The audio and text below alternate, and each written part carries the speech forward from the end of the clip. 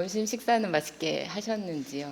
오늘 이 세션에 많은 걸음, 또 귀한 걸음 함께 해주신 여러 귀빈분들, 또 식사 마치고 오신 여러 환우분들 다시 한번 감사드립니다. 34세 아직 결혼 안 한 여성이 이제 2기 유방암을 진단을 받았어요. 그래서 항암 치료를 먼저 하고 수술을 이제 하기로 계획이 되었고, 호르몬 치료를 5년 하기로 이제 예정이 되어 있습니다. 환자분은 저는 결혼할 생각이 없어요. 결혼한다 하더라도 아이를 낳지는 않을 겁니다 라고 대답을 하셨는데, 남자친구를 만났고 결혼을 하게 됐습니다. 그런데 벌써 36이 됐잖아요. 항암 치료도 받았고, 그래서 임신이 어렵지 않을까. 그래서 이제 임신을 위해서 치료를 이제 중단을 고민을 했고, 2년간 치료를 이제 임신을 시도를 했는데 임신이 잘 되지 않았어요. 그래서 환자분은 다시 고민에 빠졌습니다. 다시 치료를 시작해야 될까? 계속 임신을 시도해도 괜찮은 걸까? 사실 오늘 여기 오신 분들은 어머님이랑 오신 분도 있고 남편분이랑 오신 분도 있고 친구랑 오신 분들도 있으시죠. 젊은 여성, 유방암을 진단받은 젊은 여성분들은 저일 수도 있고 제 친구거나 또는 저희 어머니거나 또는 저희 딸일 수도 있습니다. 근데 이제 이 젊은 여성분들이 왜 또 굉장히 중요한 의미가 있냐면 다 우리 주변의 가족이나 친구인 거죠. 외국의 통계에 보면 외국엔 45세 이하가 19%인데 한국을 비롯한 아시아는 30%로 거의 2배 정도 많습니다.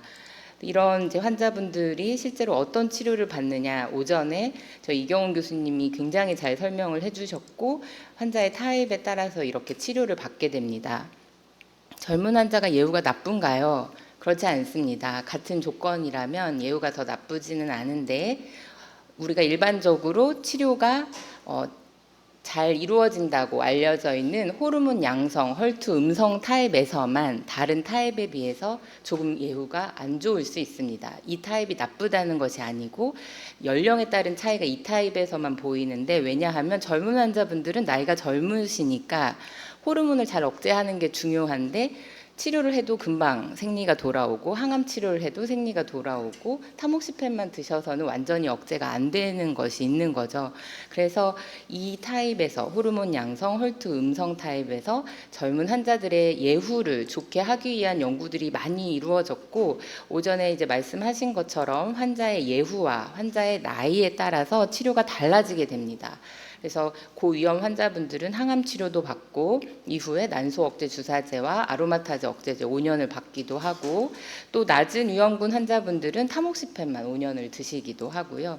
그래서 환자분의 나이와 위험군에 따라서 치료가 점점 세분화되어서 앞으로는 연령에 따른 차이는 거의 줄어들지 않을까 기대를 하고 있습니다. 그렇다면 앞으로 이제 이런 많은 연구들이 있었고 한국에서도 주도적으로 연구를 시행하고 있어서 이 젊은 여성의 특히 호르몬 양성 타입에서 예후는 크게 차이가 점점 줄어들 거라고 생각하는데, 그렇다면 이런 치료들은 좀 더 호르몬 치료를 오래 하거나 고위험군에서는 효과적인 항암 치료를 받거나, 그래서 환자분들이 어쩔 수 없이 난소 기능이 떨어지고 앞으로 임신이 어려워지는 문제에 부딪힐 수밖에 없습니다. 따라서 이 부분을 우리가 미리 생각을 해봐야 되죠. 가임기 여성에서 가장 많은 암이 유방암입니다. 그런데 일반 여성에 비해서 유방암을 진단받은 여성은 약 60% 정도 임신율이 낮은 것으로 보고가 되고 있고, 하지만 진단 당시는 무섭지만 이 환자분들 중에서 한 40%는 향후 임신에 관심이 있다고 대답을 했어요. 하지만 걱정이 있습니다. 저희 환자분들 외래 오셨을 때 내가 아까도 굉장히 좋은 질문 하셨는데 어느 병원을 가야 되지? 수술이 2달이나 밀린다는데 수술은 빨리 받을 수 있나? 항암 치료를 받으면 어떡하지? 대부분 이런 걱정을 하고 오시는데, 생각하지도 않았던 임신이 어려워질 수 있고 이런 얘기를 들어도 그 당시엔 귀가 잘 들어오지 않아요. 또는 듣는다 하더라도 유방암 치료에 안전한가? 치료가 늦어지면 어떡하지? 그리고 그렇게 한다 하더라도 얼마나 임신에 실제 성공할 수 있는지, 그리고 대부분의 암 환자분들은 연령이 많으신 분들은 암보험이 있으세요. 그런데 젊은 환자분들은 사실 암에 대해서 생각해 본 적이 없죠. 그래서 암보험도 거의 없고 요즘 유방암 치료들은 비보험인 것들도 많아서 사실 경제적인 부담이 상당합니다. 이런 것들이 있고 우선 첫 번째로 안전한가.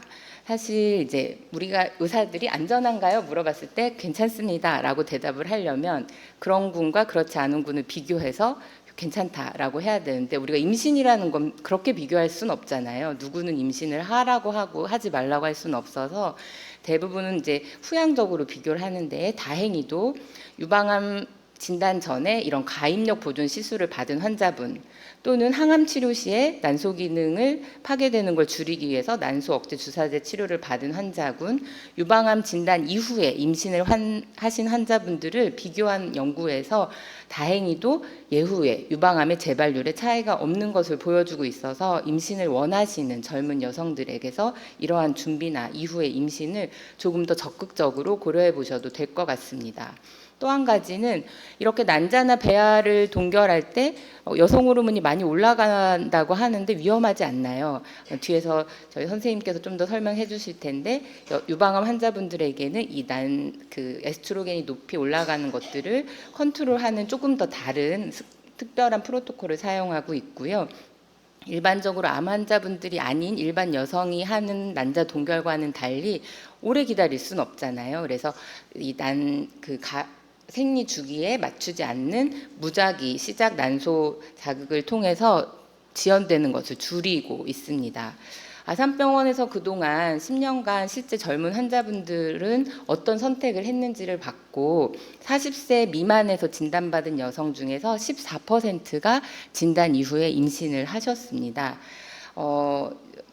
좀 관심 가져도 되는 이제 사실은 35세 이상인 여성분들도 약 한 8% 정도 임신을 하셨고 처음에는 미혼이었지만 한 18% 정도 여성이 이 중에서 임신을 하였고 내가 아이가 이미 있는데 사실 이제 의사들도 어느 정도 좀 선입견을 갖거든요. 하지만 이미 아이가 있어도 둘째, 셋째를 원하시는 여성분들도 있었다는 것이 중요해서 이런 상담은 환자의 어떤 상황이나 나이에 상관없이 모두에게 이루어지고 환자분이 선택할 수 있게 제도를 마련하는 것이 중요하겠다는 생각을 할 수가 있고 실제로 이제 약을 드시는 분들은 약을 중단해야 되니까 아무래도 이제 약을 다 끝나고 드시는 경우가 많고 실제로 그 약을 드시는 분 중에서 약을 중단하고 임신을 선택한 환자분이 75분이 계셨는데 그 중에서 약 70% 환자분이 임신에 성공을 했습니다.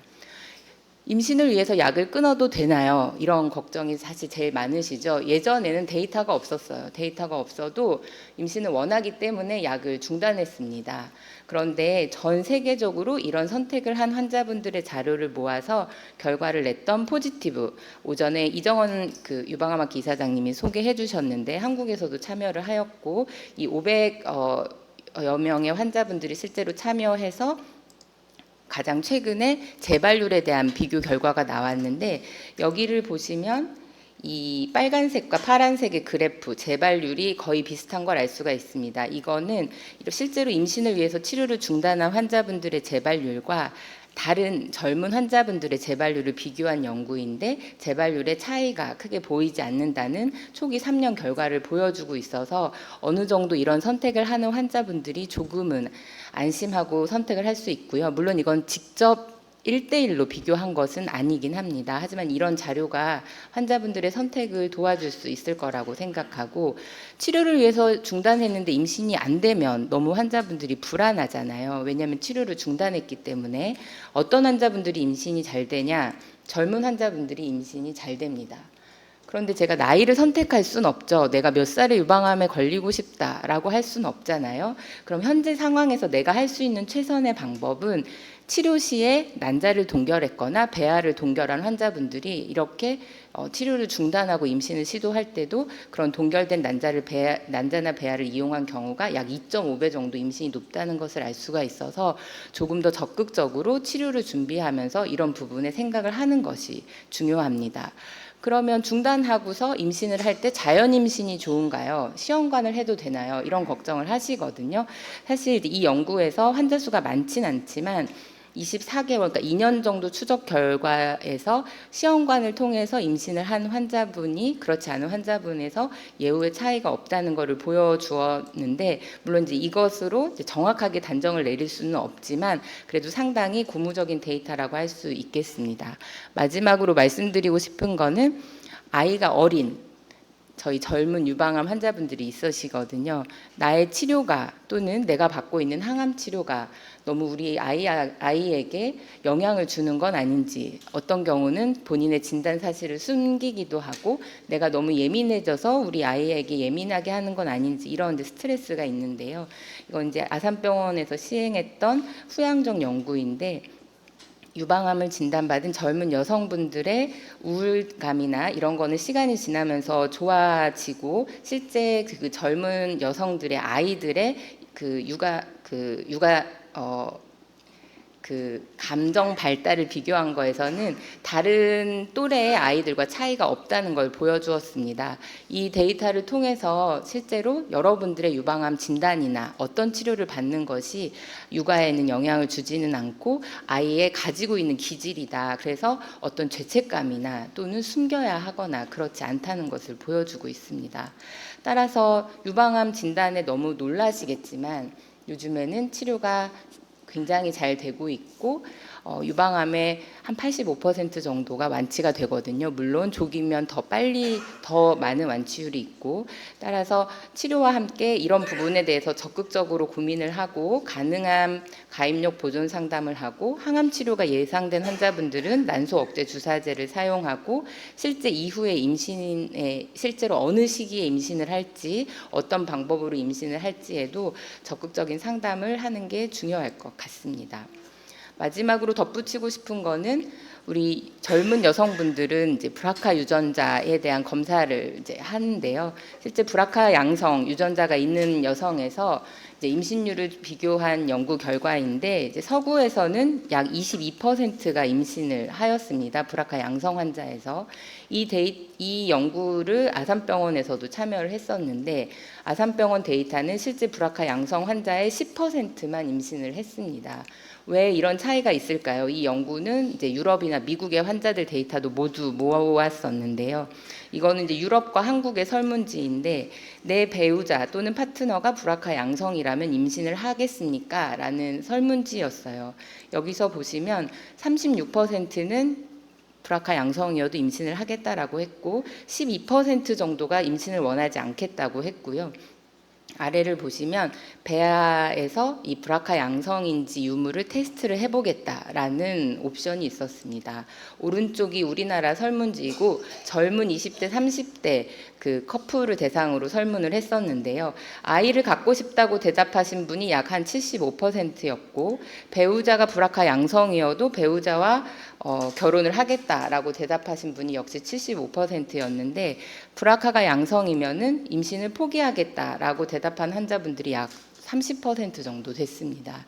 이러한 차이는, 우리나라는 배아에서 브라카 테스트를 하지 못하도록 되어 있어요. 이건 이제 윤리적인 문제들이 좀 포함이 되어 있는데, 이런 그 의료의 정책이나 이런 것들이 실제로 환자들의 결정에 많은 영향을 미치게 됩니다. 오늘 이 세션에서 저희가 이제 토론도 하게 될 텐데, 중요한 걸 알지만 많은 장벽이 있고 환자도 결정이 쉽지가 않고, 사실 의료진들도 너무 바쁘죠. 이런 유방암 치료 상담만도 바쁜데 이런 상담을 할 지원이 거의 없습니다.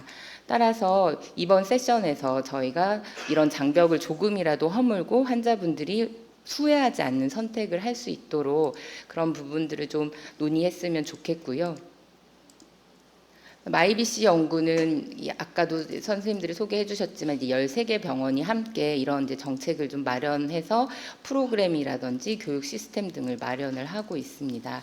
중요한 건 어느 병원에 가더라도 이런 상담을 받을 수 있도록 그런 교육 프로그램과 시스템을 만드는 게 최종 목표이고, 여기에 여러분들이 함께 힘을 보태 주셨으면 좋겠습니다. 실제 일본에서도 10년 전에 이런 네트워크 결성이 됐고, 결국 정부에서도 이런 부분을 지원 지원해 주는 것을 결정을 했다는 사례 보고들이 있어서 우리가 함께 힘을 합하면 이런 시스템이 변화가 되지 않을까 싶습니다. 만일 환자분이 이런 생각을 좀 더 깊이 했더라면, 그래서 난자 동결을 하고 항암 치료 시에 난소 억제 주사제를 맞고 그리고 이후 결혼을 하였을 때 이런 준비를 했더라면 그분의 인생은 아마도 달라졌을 겁니다. 따라서 임신을 원하시는 환자분들은 조금 더 깊이 생각하고 그런 것들을 저희들도 도와드릴 거고, 여기 오신 여러 환자분들 그리고 귀빈분들 힘을 합해서 이런 정책을 바꿔나가도록 하는 게 중요할 것 같습니다. 좋은 시간 경청해 주셔서 감사드립니다.